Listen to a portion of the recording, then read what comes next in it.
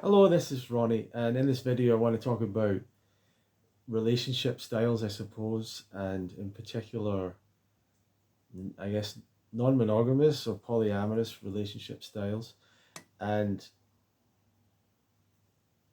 or what, I guess here's the question: what's our most natural relationship style uh, as a, as a human being or something like that? So, I like to bring things back to the kind of primate level and look at it like that. So I want to talk about that stuff. And partly this is interesting to us in the raw food scene because people are experimenting with natural lifestyles. So going back to a natural diet, but what else? What else? How to be more natural in your clothing or your environment around you, your sleep, all these different things. People want to embrace something more natural, and it's interesting to look at relationship styles. And I think that some people have would maybe look at more of a non-monogamy, polygamy, polyamory, polygyny as a more natural style of relationship, of romantic relationship.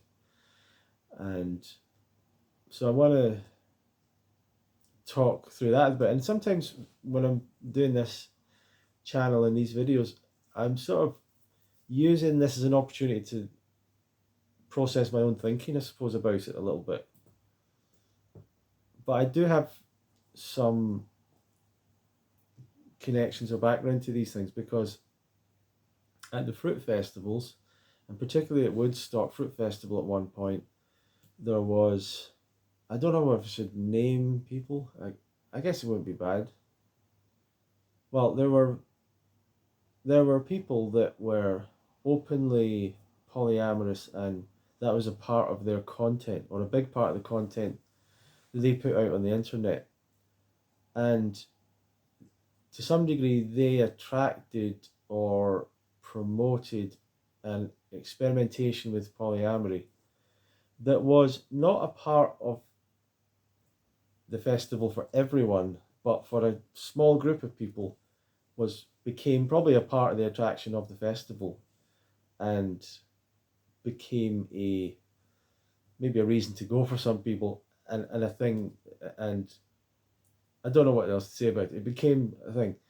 And there were talks about what was called conscious relating and things like that. There were quite popular talks, and there was activities for relating and connecting and all these things that were kind of soft ways of saying trying to meet people to hook up with. and and there was sort of women being invited to a little women's party thing. I don't think there was ever an equivalent of men. Now at Woodstock there was a singles night, and there was many people that would meet and hook up, I suppose. Um, I'm I'm not going to go into my own history with that, but it obviously happened at these events with lots of sing. And it's probably a reason why a lot of people went, was to try and meet someone, of course. So I saw all that happen, and a couple of my friends, or one of my very close friends, was a part of that, and I don't know how much. I don't know once again if I want to talk about him, but he was an influencer in that sort of space. He was an influencer, or did YouTube in the raw vegan world for a while, and and then did more that polyamory thing with his girlfriend, with his partner, or whatever you call it. I think that was part of it. Like they didn't have names for what they do.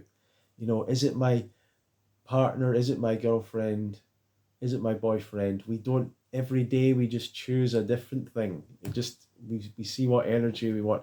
It's all this sort of thing. It's all this like spontaneously in the moment I feel like, and I'll feel something else tomorrow, and we'll see. And maybe I'll feel like I have no interest in you tomorrow, and I'll feel myself into the arms of someone else for a while. And it was, you know, something from my personal background was obviously not something I really experienced before, and it's not something I'd ever experimented with or ever become a part of. And all of my background has been really long-term marriages. My parents, my grandparents on both sides, my and basically all my uncles and aunties are in long-term marriages. There's one auntie I've got who got divorced and married someone else, but is now in a long-term marriage with that person.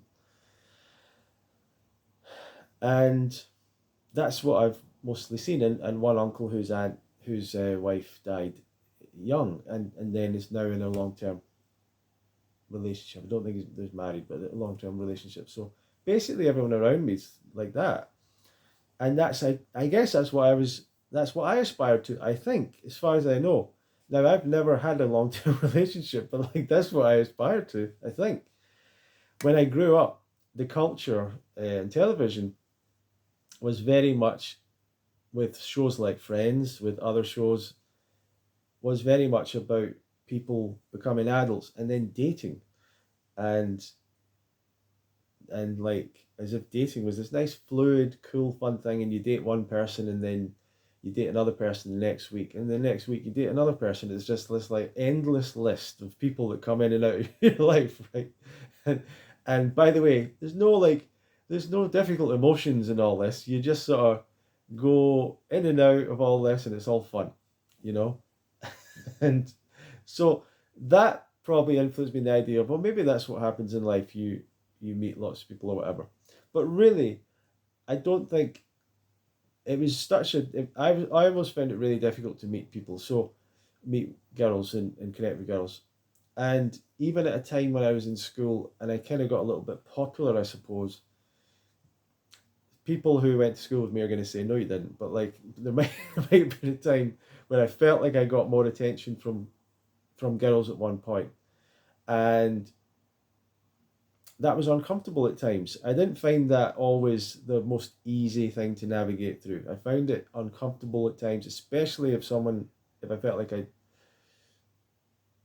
had to maybe reject someone or didn't feel strongly like I was attracted to them, whatever. Like, and even when I was attracted to someone, it was difficult either way. I didn't find it very easy, those situations, and I didn't have a lot of support with it. Like, I didn't really talk to anyone about it and open up about it, and so I just kind of tried to avoid a lot of that, and that left me a bit sad, I guess, or unhappy. So I never really dated anyone in school, even though I was very attracted to a number of people and wanted to, but I didn't. And the fact that I found it also difficult certainly made me think, I really don't want to do this. I don't want to be, and I kind of still feel like that to this day. I don't really enjoy the roller coaster of meeting new people. There's kind of an excitement to it. It's always nice to meet an attractive person, but turning that into something is like a lot of effort, I think, and a lot of emotional sort of load, I think. And maybe that's because I do it wrong and I can't openly express or connect in certain ways, or indicate my feelings in the right ways, but maybe that's what it is, I don't know. But I don't find it very easy flowing thing to meet new people and all that. Um and so I think that all of that leads me to say that with polyamory and all these things, I found it I didn't like what I was seeing. I didn't like what I was seeing, and I thought that the friend of mine had been led into a relationship that was polyamorous, that I'm not sure he wanted it to be, originally at least. But he did certainly dive into it and became open to that, and I think was influenced by his partner, girlfriend, or whatever the word is, like the polyamorous other person in his life or whatever, who's his girlfriend, but they don't want to say that because those words carry such weight of expectation and commitment and and all that or whatever. So so that was happening at the same time. At the UK Fruit Fest, there was one important figure at our event. Some of you will know. Once again, I probably won't name names, but there was a guy who used to speak at the event, he was polyamorous, but like it wasn't a big part. It's not, I don't think he really talked about it, but he was an influential person, very much liked by everyone, and happened to be polyamorous to talk about that. But I never really saw him ever pursue anyone, really. I never, and maybe he met people outside of the event who he'd met at the event, but he never seemed to me to be sort of consciously pursuing women like a kind of horny uh, dog, wolf man thing that's just running about after women. I never saw him do that. And what I've always found with the polyamorous people, at least, is they would talk about the idea of it being loving and connecting with people and not wanting to limit the love you have for other people. And if you feel love for somebody, you should want to show that and not be limited by your relationship and be able to express that. And a lot of that is very much, in my mind, putting your own feelings on a pedestal and sort of assuming that those feelings should dictate your behavior. And some of those feelings could be very random and fleeting feelings, but certainly if you continue to put energy into that and follow those feelings, I think that will grow. So if every time you feel sexually attracted to someone, you act on that, then you'll become someone that those feelings are stronger in. Whereas if you're someone that you feel sexually attracted to someone and you don't take it that seriously, you just think, well, I'm attracted to them, but what is that? Like, I'm attracted to a lot of people, so it doesn't mean I need to have sex with them. So what is that? A lot of people would just see it like that. It's just a random feeling that I have, and I just felt some attraction for someone, and there's nothing more really to it than that.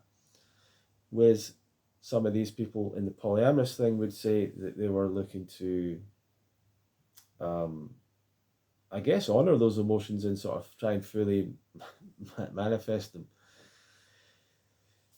I heard things in the polyamorous thing I didn't like. I heard this phrase that was something like, I'm not the caretaker of my partner's emotions, or something of that sort of nature. Their emotions are not my responsibility. Something like that, which is basically saying, I'm going to go and do something with another person. If that makes you feel uncomfortable or bad or hurt, that's not for me to deal with. That's for you. That's you that has to deal with that. That's your problem, not mine. And I found that to be one of the most sort of shocking displays of a lack of care and compassion for another person. Like literally the word compassion, like feeling another person's pain. And my expectation of any relationship that I would see as positive, a friendship, a romantic relationship, but even a friendship, a family relationship, a colleague at work, I would want them to have some concern that their actions might hurt me and therefore control their actions in some way. Just as I would want to do for them. I wouldn't want to, I think we're all like that. We don't want to actively feel like we're hurting someone. And when it comes to a romantic relationship, I would think that in a romantic relationship, it would be the person you care about the most because they're the closest person to you in your life and you have the strongest feelings for them. And you have the strongest effect on their feelings, of all people. You would think you would want to be careful of your actions and not causing them hurt and pain and misery, because if you do that, well, you're hurting them and they might go away at some point. They might not be able to put up with it. So I found it a bizarre statement to hear that. Now, if some of you have got an argument against that, I'm happy to hear it, but I don't understand that. I don't understand this thing like my partner's feelings are their own responsibility. And so if they get jealous and hurt because I'm sleeping with someone else, they need to deal with that, not me. Like, I'm not going to limit my own sexual feelings are more important, and living out my sexual fantasies is more important. So I found that weird.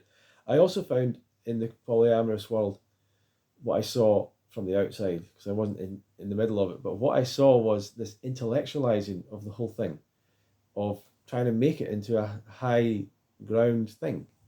Um, Rather than it was mostly about them wanting to have sex with other people. It wasn't this is about loving, connecting, emotion, and all this stuff. It wasn't about that really. It was about sexual desire and fulfilling sexual desire, basic sexual desire. Of what it was like, I find that person attractive, I want to have sex with them.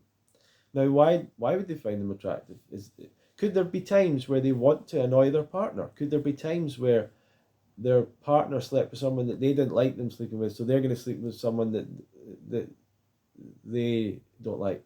Could there be weird stuff going on like that? I mean, I kind of think so.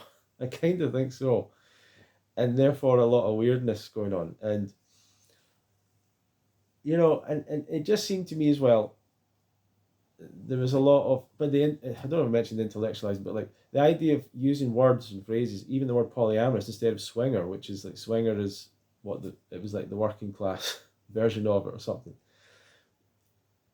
but turning it into this noble thing, and really it was you're having sex with other people. And was there a part of that that wasn't anything to do with love? That was to do with power dynamics. That was to do with control dynamics. That was to do with actively acting to hurt another person. If you're acknowledging the fact that you're hurting them, are you now participating in hurting them? Are you wanting to hurt them? Is this a bit of bullying that's going on? Is this a bit of like, and I think that is a part of, I think certainly female behavior, which is like, I want to hurt this guy. Um, this guy that broke up with me, or this guy that didn't act right, so I'm going to sleep with his friend. Like, I've known one woman who basically admitted to me that she did that in her life, where she cheated on her partner just because of something that he did or said, or just to hurt him. In fact, I've heard of it. That's probably not totally uncommon. And I met another woman who said that she was so struggled to deal with the love she felt for some guy, and so she cheated on him in front of him or something. Like, well, that's not great, is it? Like, kissed another guy in front of him. Okay, it's not great. It's not great behavior, really. It's not going to make him feel like you're particularly interested in him. So there's a lot of stuff that I saw, and I saw a lot of people looking not very happy. And I think you could say, Ronnie, there's many people in relationships that aren't happy. So, okay. But I saw a lot. I maybe it was because I was looking to judge it, but I saw a lot of stuff going on that I didn't like. And I didn't like what I saw in the faces of the people who were involved, and just like, this is a person I love, they're with someone else. Like, you can't deny those emotions as much as you want to intellectualize it. We feel things like jealousy on a strong level, even though, jealousy is involved with mating and stuff like that. And they're not going to mate, they're not going to have a child, they're just two people um, having sex together, whatever, or kissing, or whatever they're doing. But we still feel those intense feelings, even though there's not going to be a child created out of that situation, most likely. But we feel that jealousy thing. I don't know if women feel it differently to men, or men feel it differently to women. I don't know. But we feel that sort of thing. Anyway, I suppose, so what else did I think about it? And I really felt like it changed people. I thought it changed a friend of mine, and sometimes felt like they were all caught up in this dynamic of looking for another sexual partner and didn't really want to have friends anymore. And I really haven't been friends with them for years, and never really, especially one person in particular that I was very close with, like, just stopped. And I think I had made a video years ago on my channel about not liking the polyamory thing at Woodstock, so maybe they reacted to that, and they kind of blanked me. He's I was trying to save him from what I thought was a bad situation. Anyway, it's none of my business now, right? So I guess is a long way of saying that the reason I'm bringing this up is that I recently met someone from my past. I have, to put it shortly, I had very, very strong feelings for this person. Very strong feelings. Um, Stronger than probably like the strongest feelings I've ever had for someone. It's a very weird situation. Anyway, it's fine. But, um, really intense feelings for this person, and sort of wanted to explore that, I suppose. And when I got to know them a bit better, there's a long story around all this, but like eventually I asked them out, and they said, and I don't think I was the right person for them. I'm not. I think they were letting me down. She was letting me down gently, but she said, I don't think you'll like what I like. And she said that she was non-monogamous, And I did kind of say to her, I talked to her, well, I don't know how much she took in, but I was talking about the fact that I'd seen all this thing with friends and stuff, and talking about um, all that. And I said, I think it would be a nightmare for me. And that's how I do feel about those situations. I feel it would be a bit of a nightmare. My living nightmare of of me. I think I could do it with someone wasn't that bothered about, but someone I was in love with, I would really struggle because I think the jealousy is so strong when you're in love with someone that it would be really super tough, right? Anyway, now it made me think like she says she's non-monogamous. None of us are monogamous. That's the truth about it. Human beings are not a monogamous animal. I don't know if there's many animals that are truly monogamous. We all, even in relationships, have the capacity to have attraction towards other people. And obviously, there's plenty of people that have affairs and cheat and have an adultery. So we obviously have the capacity to do that as human beings. We're not monogamous in by nature, by emotion, and all that stuff because we're always looking for an opportunity to potentially mate in a sense. And if the world fell apart and there was no more people left, if we weren't a non-monogamous creature, there wouldn't be people here today because it every opportunity had to be taken to mate, really, to some degree, to keep the human species alive or something. And like if the population went down and there's only one guy left in a tribe, like if he's monogamous, then what are the other women going to do? Um, so and the female primate mating strategy can be promiscuity. It's one mating strategy to try and ensure chimpanzees and stuff. There's a sort of sperm competition thing of women having sex with a lot of guys to get the best sperm or whatever. But it's so there's a non-monogamy or promiscuity in the human race, right? But that's all controlled by the fact that human beings are a social species. So you can't just go and sleep around with all the guys because your dad's around and your uncle and your husband and all these guys. And you're related to a bunch of them, and they're like, "What are you doing? What are you up to? Who's this guy?" You know. So it can happen more today because we have a more anonymous society or whatever. But I don't know how much it can happen so we do have a huge monogamous element, but it's very much controlled. And obviously we have cultures like marriage to control it. And there's expectations there that you don't cheat, but people still do cheat. Personally, I still think that from what I've seen, I still think the long-term happy marriages that I've seen, and I've seen long-term not particularly happy marriages, but the long-term happy relationships are the ones that I would aspire towards personally. And so that's what appeals to me, I think. But I've never done it. I've never managed to make it happen. So who knows what's in store for me? And the maybe I do end up in a non-monogamous situation with someone because with that person, she is the one person that I would do it with, out of just the fact that my feelings for her were so strong. That I, but it is a kind of a boundary, I think.